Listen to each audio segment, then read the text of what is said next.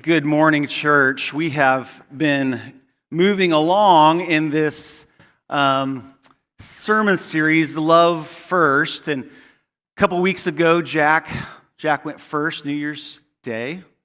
Yep, that was it, New Year's Day. And Jack started by asking this question: what comes first, this church or the Bible? And it's not a trick question. The church decides what goes into Scripture, and they had this rule, this in and out test, and that was love. Last week we talked about the very beginning of all things. We kind of talked about John's worldview, which comes from a Jewish worldview of how the world came to be. And John has this early understanding. They wouldn't have used the word yet, but they have this early understanding of this idea of God being one full, complete thing, and yet community. Three parts, three persons, and that what typifies, what defines this God in community more than anything else is that within that community, God loves God's self so deeply that when God speaks the first word of creation, light, that God is sending the word of God to the world from love, with love, and that every fiber of everything that we have ever seen or heard or tasted or smelled, everything that has been because first, God loved. That love exists before creation itself. And today we're going to keep going along in this trajectory, and we're going to ask the next most obvious question, the question that really, after a week like last week where I spent my head in the clouds a little bit, is the right question, which is, so what?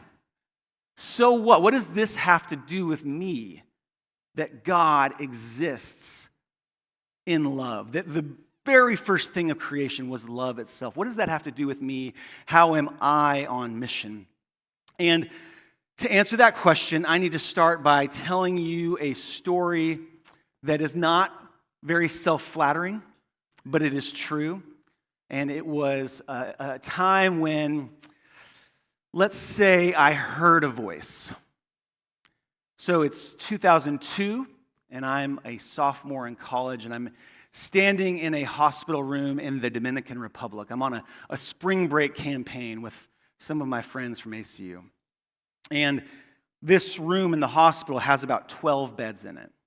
And what we learn that these 12 people all have in common is they don't have the money to pay the hospital bill, and so they're just there. They're not getting treatment, they're not getting medicine, they're not getting like aspirin, but they're sick and they're not getting better, and they're there, and so they're better than being at home, but they're not going anywhere.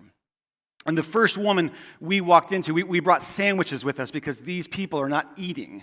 The hospital can't feed them. They don't have a social welfare system to feed people in the hospital that can't pay, and so we bring sandwiches. That's what we could do.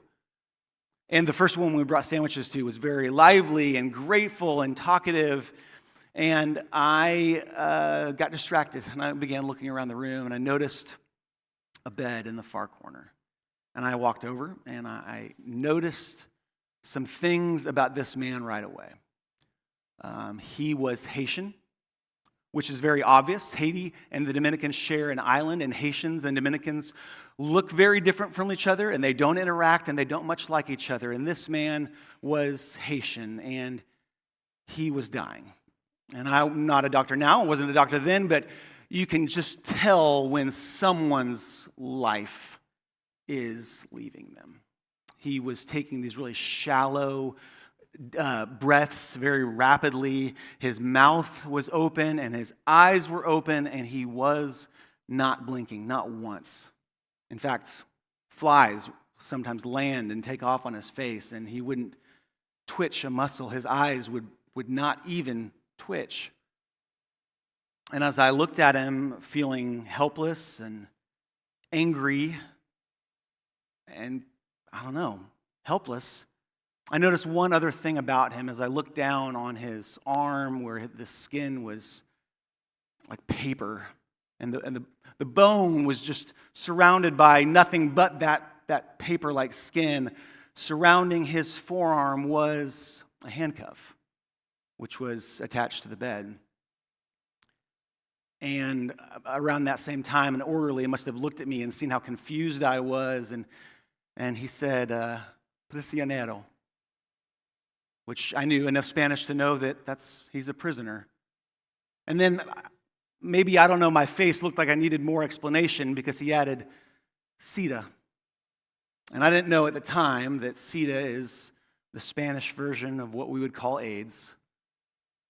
But I didn't need to know that to know the crushing reality of that moment. Here was a human being who, whatever he had done to cause him to be a prisoner, deserved more. And he was going to die right there. Maybe not that day, but soon. And there was nothing I was going to do about it. And there was nothing anyone else was going to do about it. It was awful. To see the lack of humanity just displayed so undeniably was a moment I'll never forget. And that's when I don't want to say heard the voice. I didn't hear anything. It wasn't audible. But like when you have like a conscious thought, or like your conscience tells you, you're being bad, do something different. Or when your conscience tells you, hey, here's a good idea, you're like, yeah, that's a good idea. Self-thought, let's do it. It wasn't that. It wasn't a self-thought. It didn't come from me. Somewhere outside of me, bubbling up within me, was the phrase, just touch him. Put your hand on his shoulder. Show him some love, show him some comfort in his time of need. And I started reaching out my hand, and then I pulled it back. And I said, he's not really awake. He's not really conscious. I mean, he hasn't blinked his eyes once. I'm going to stand here and I'm going to pray for him. And that's what I did. I stood there and I prayed, and I told God how unjust this was, and I told God that somebody really should come do something, and God, please ease his suffering, let him know that he's not alone.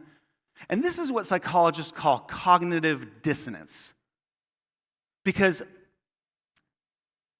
I told myself I was doing the right thing. Because really, I knew I was doing the wrong thing, but I couldn't deal with that in that moment. And so right away, I started telling myself all the reasons why not listening to that voice, if we can call it that, was the right thing to do. I don't know how that makes you feel. I don't know how I feel about it. I also just know that it happened, and that I can't deny that something outside of me spoke to me. I also don't think that it's all that strange in a world where we hear voices all the time, that one of those voices occasionally might be the God that we profess to be true. But the reality is, we hear voices all the time.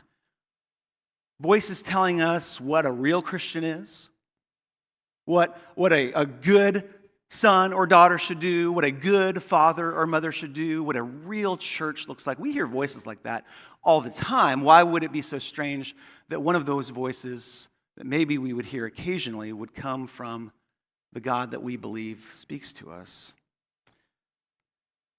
This is a good time to talk about our text this morning, because the Apostle Paul goes to an ancient city called Corinth, and he stays there for 18 months.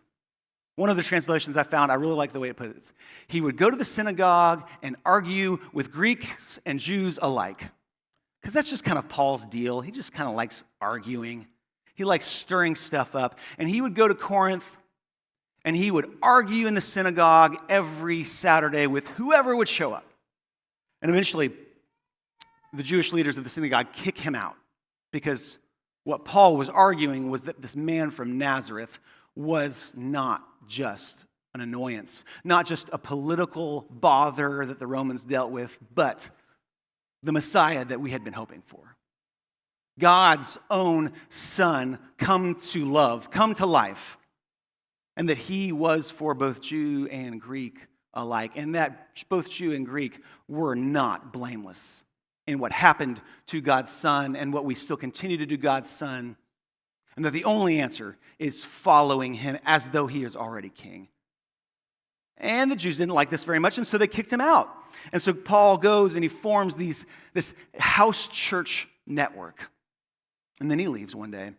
And a couple years later, one of the church leaders, a woman named Chloe, writes him a letter. And we don't know what that letter says. I wish we did. But I think we can kind of like mirror reflect what her letter probably says by reading Corinthians. And what I think Chloe probably wrote to Paul was something like this. Help.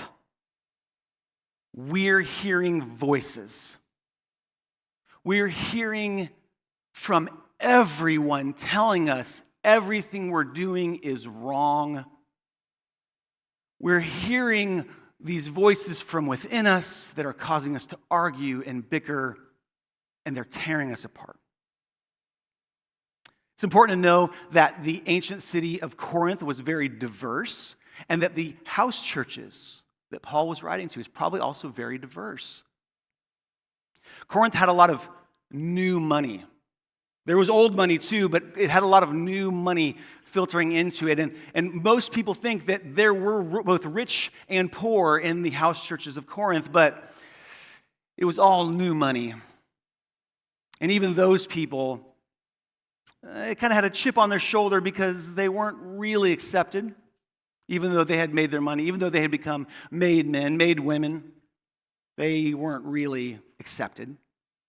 But in these house churches are rich and poor, slaveholders and slaves, male and women leaders, Greeks and Jews. And that creates a lot of narratives, a lot of voices. There's just a lot going on. And these people, with all their diversity, they have some things in common. One of those is they're all kind of outcasts, right? If they've made their money, they're still new money, and so they're not really accepted. If they're a woman who's hosting church at her house, even though she might be as divorced or widowed and has given herself and what she has and her possessions to leading God's people, the neighbors are still talking. And they're still wondering why this woman is having dignity in this church, why this group of people is supporting her, and they're saying, when are you going to marry again? When are you going to find a good husband? And then there's the men that are participating in this community, the freed men, and maybe their friends are saying, why are you a part of this community where women have dignity and aren't treated like property, where slaves are called brother and sister? What's wrong with you? It was so weird. And then there's just this thing itself, which is just their faith. I mean, the Jewish participants of this community were almost certainly shunned and disowned by their family because they had, in their opinions, abandoned the faith of their ancestors. They had basically spat on Abraham and Moses and Jacob and Isaac. They had left.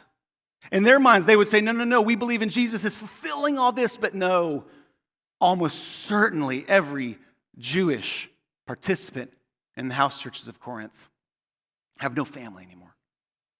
A mother or a father has looked at them and said, you're dead to me. Then there are the Greeks. And you know what the other Corinthians would call the Greek Christians? Atheists. Because they don't believe in Zeus or Apollo anymore. And even the Greeks that don't believe in Greek or Zeus or Apollos, They still pretended that they did because that's just what a good Greek does. But now there are these other Greeks that are denying that the gods, that the hundreds of gods aren't really powerful at all. But only one, King Jesus, is powerful. That makes them all weird. This is what they have in common. No one likes them. Everyone's telling them that they're doing life poorly.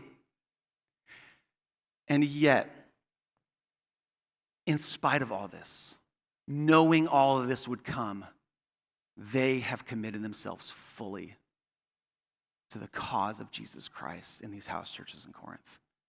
They must love Jesus so much. That is something else that they have in common. They are weird. No one likes them. Everyone is telling them that they're doing something wrong, and they didn't care. They still said yes to Jesus. And that makes me feel like the Corinthians are pretty relatable. Not because I'm so great, not because being a Christian in the southern United States and America is really all that hard culturally, but because choosing Jesus and choosing to follow Jesus is still a choice, and it's still hard, and it still comes with some social cost. And they do it anyway. And they are still so messed up, guys, because even though they've chosen Jesus at such cost, part of Paul's letter to them is these other voices. These voices that we can maybe all say come from ego, from the service of self alone, because even though they love Jesus, even though they've chosen him at personal cost, Chloe writes, she says, we've got these voices of culture telling us we're awful. We've also got these voices in our side of ourselves telling us, it's okay. It's okay that you knew Rich. Go to the communion table. Go to the Lord's Supper, which is the moment of our service where we are not in charge, but Jesus Christ is our host, where every person is level at the feet of Jesus, at the table of Jesus. And the new rich, they get in line first. They cut in line, and they eat so much of it that the poor, the slaves, don't have anything to eat. Not because that they work so hard that they have a much higher caloric intake and therefore need to eat the communion table, communion feast, but because to do so, to cut, to eat more than you could humanly eat so that no one else would have, and so that they would know that you had done that, is just a power move. That's what it is. I'm more important than you. I deserve the Lord's feast more than you do. Chloe's saying we're hearing voices, some of them outside, some of them inside. We've got sexual immorality problems, not because people were forced to marry young and now they're maybe realizing that they're in love with somebody else, not because it's confusing, but because sleeping around, because claiming somebody else's spouse is a power move.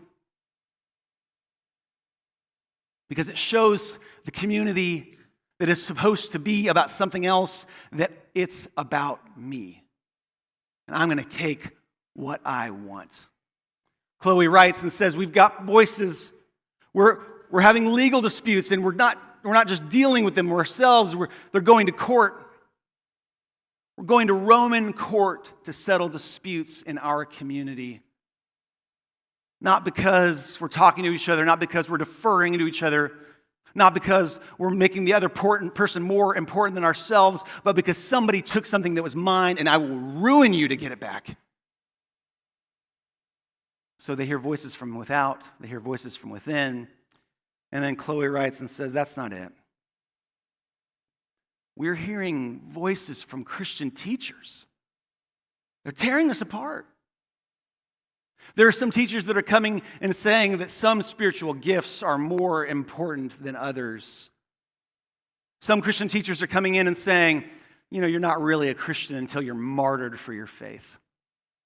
Until you're such a political problem for Rome that they kill you. You're not really a Christian. Some teachers coming in and saying that the gifts of the Spirit are not evidence of God's love and grace, these gifts for the church, for the expansion of the church, but they're an opportunity to show who among you God loves more, because tongues are really the best spiritual gift. No. Teaching is really the best spirit. No, prophecy is the spiritual gift that shows God really loves you. So Chloe writes Paul, and I think she probably says, help, we're just hearing all these voices. The one voice we don't hear is God's. What do we do?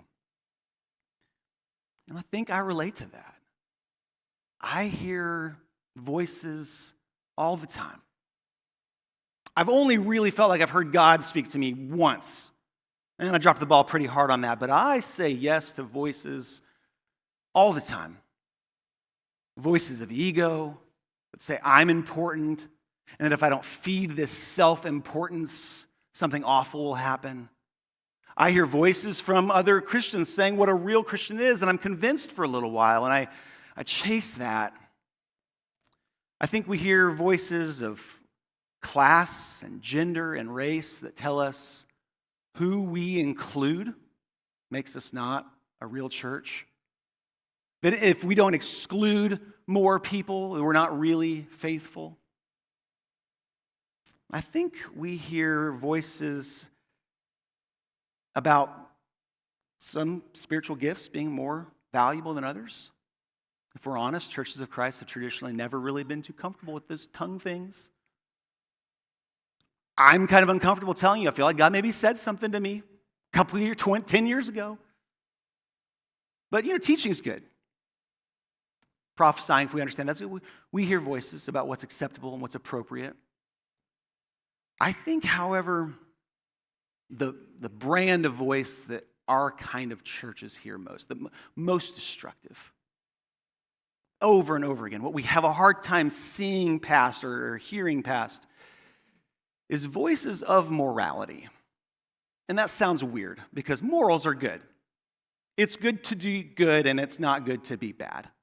And let's be honest, there are some things that are hurtful and some things that are clearly bad, and I'm not going to be debating the relevancy or the relativity of morality, but we live in a constant pull and push between a spectrum of two choices: conservative, liberal, red, blue, progressive, not progressive, Republican, Democrat.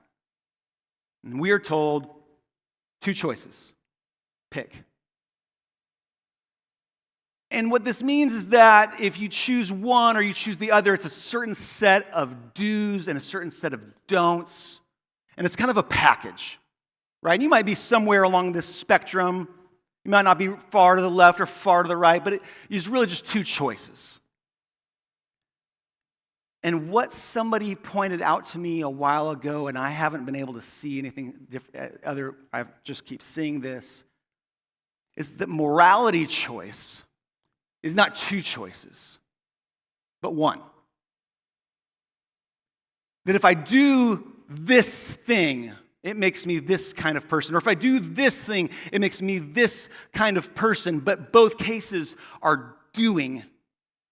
And that we're defining who we are. We're virtue signaling to this side or to that side by what we do, by what our morals are, what we will do and what we won't do. And what I'm telling you this morning is that's not two choices, it's one choice. And it's the choice that I think has seduced and convinced and then blinded our culture so that we can't see anything else. And it says, you are what you do. You are what you do. And how you do it doesn't really matter. So long as you're doing the thing that's right, that's moral, you can do it any way you want. There is no wrong way to do the right thing. And that's a lie. There are a lot of wrong ways to do moral things. So we hear things like, I don't know how a Christian could vote for. I cannot believe that my Christian brother or sister went to the Black Lives Matter march. I cannot believe that my Christian brothers and sisters, more of them, did not come with me on the Black Lives Matter march. How could they? How could you vote for such a thing? How could you do such a thing? Have you seen her Instagram? How could a Christian do such a thing? And we fail to hold firm to what I think Paul answers Chloe with, which is what you do is important. It's not nearly as important as how you do it. I've become convinced that we have been given two choices, but it's really just one choice. And we keep making the choice over and over and over again to say what we do is the only thing that really matters, and how we do it really isn't all that important. So Paul writes to Chloe and he says to her, one day, everything will go away. This spectrum of choices that is everything in our culture right now, is the only thing in our culture right now. One day that will have gone away and it will be dust. One of the principal confessions of our faith is that God created us from dust, and we and everything else will return to dust. But love never dies. Love isn't part of the created things. Love exists before creation. And so love will outlive all of this. Morality, the problem with morality is that it actually has no need for love. To just do the right thing for the sake of the right thing does not require love at all. I can do the right thing without love.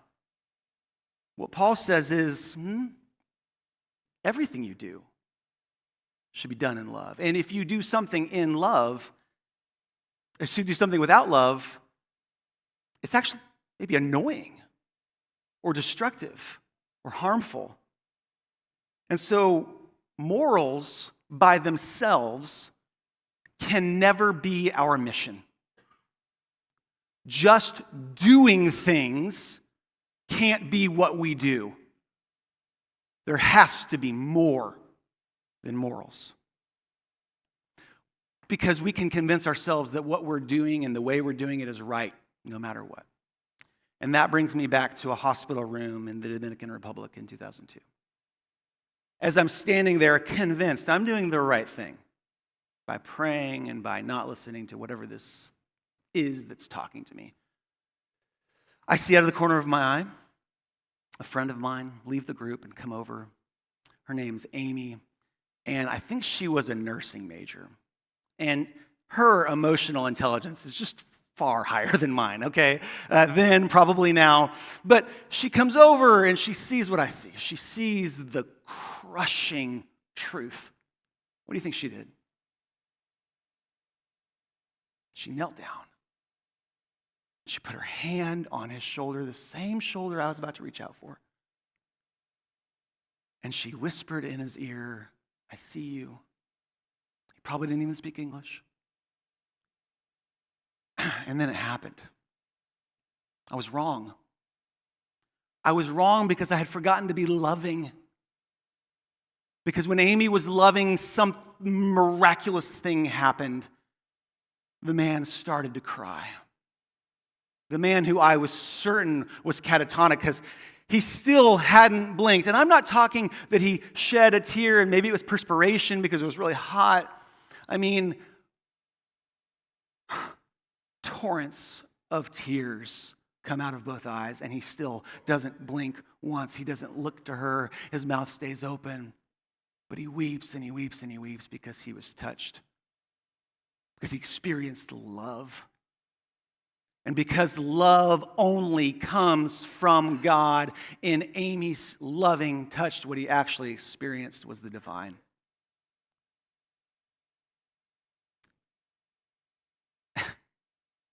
And it unlocked something in him. And it unlocked something in me. All of a sudden, I had courage. Put my hand on his foot, and God was there. God was there, not because I was standing off by myself praying to God, begging God to show up. The loving action brought God into the room. What power we must have. What power God gives us to be loving. And I see this happening. I just feel shame and guilt, and I feel so stupid. But I also feel lucky. And that God's love overcomes my stupidity and my fear, my lack of courage.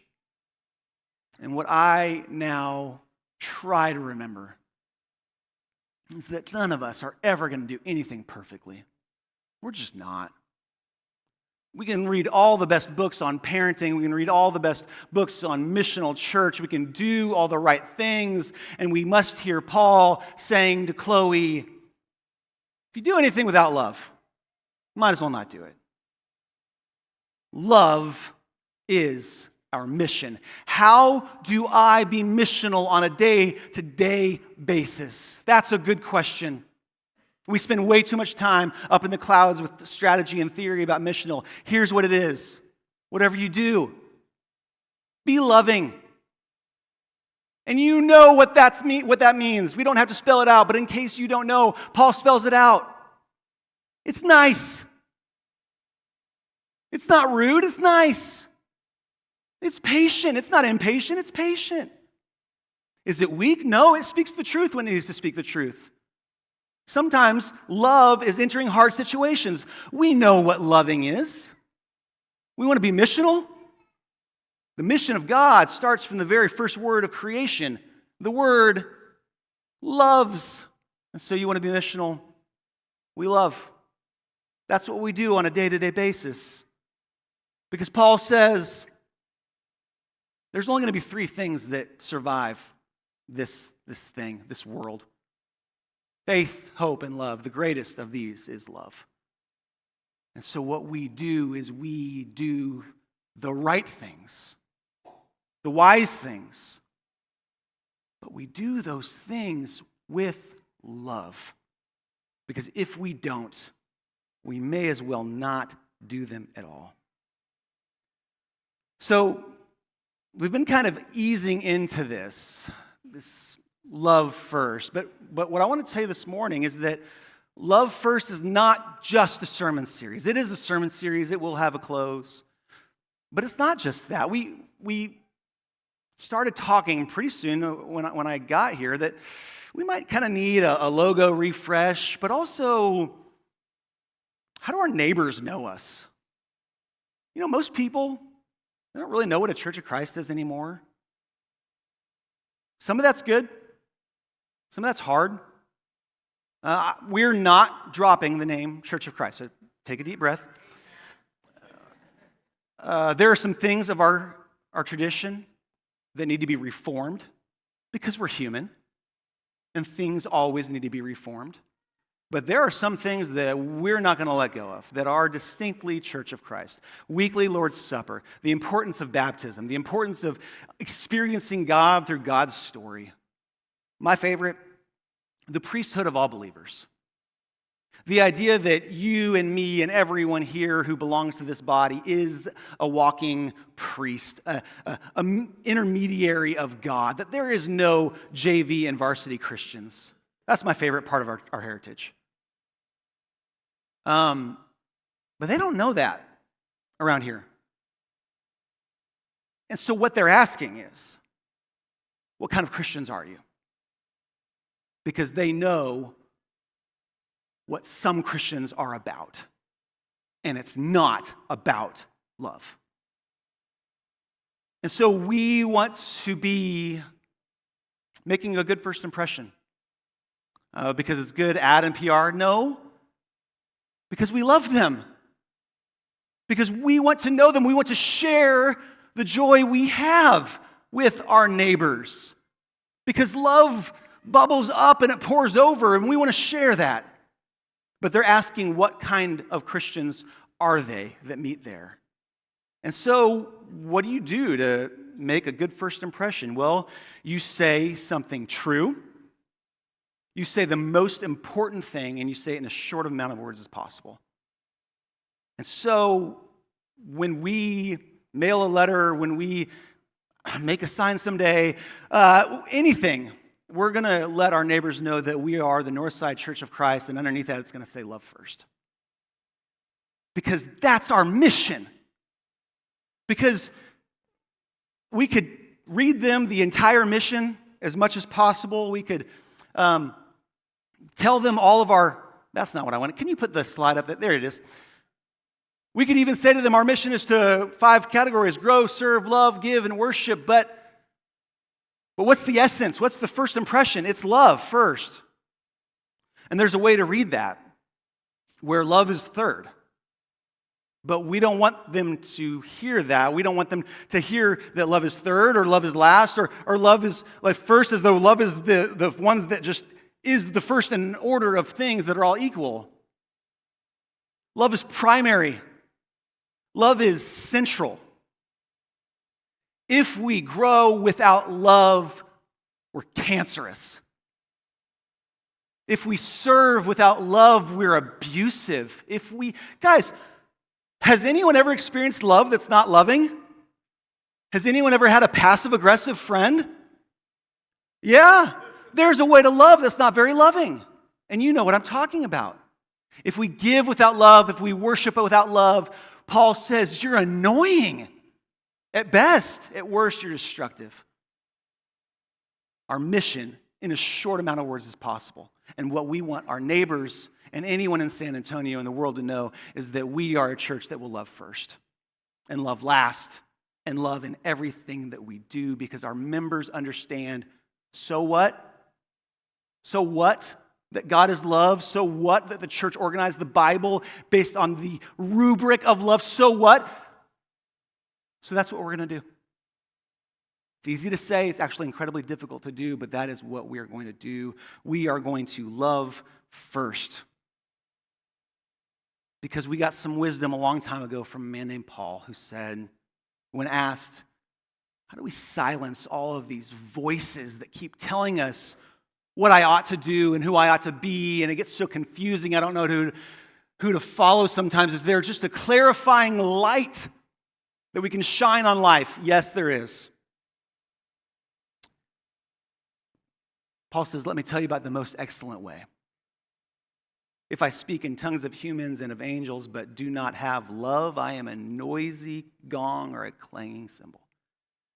And if I have prophetic powers and understand all the mysteries and all the knowledge, and if I have all faith so as to remove mountains but do not have love, I am nothing. If I give away all my possessions and if I hand over my body so that I may boast but do not have love, I gain nothing. What is love? Well, love is patient. It's kind.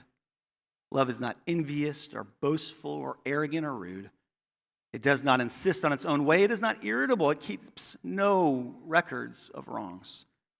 It does not rejoice in wrongdoings, but rejoices in the truth. It bears all things, believes all things, hopes all things, endures all things. Love never ends.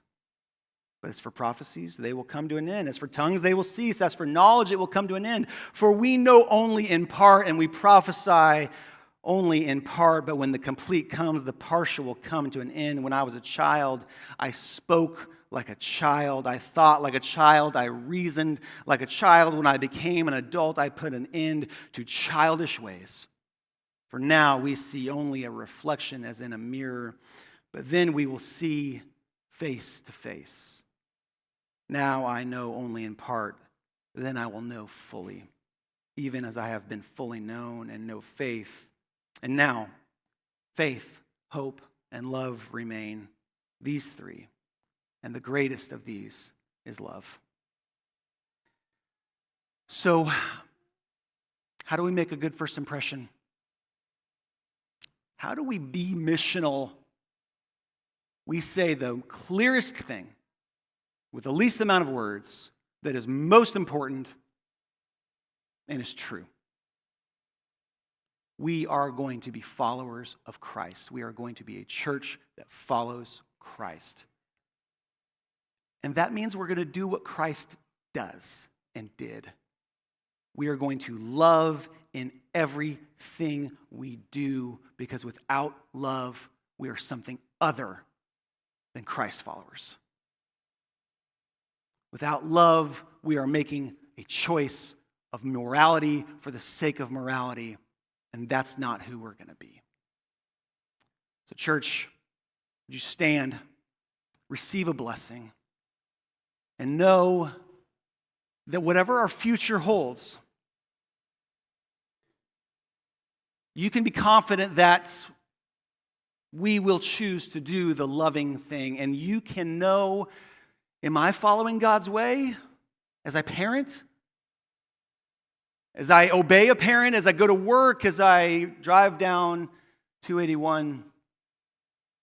Know that you are square in the middle of what God is doing in the world when you choose to be loving. May the peace of our Lord Jesus Christ go with you wherever he may send you. May he guide you into the wilderness. May he protect you in the storm. May he bring you home rejoicing at all the wonders he has shown you. May he bring you home rejoicing once again into the storm.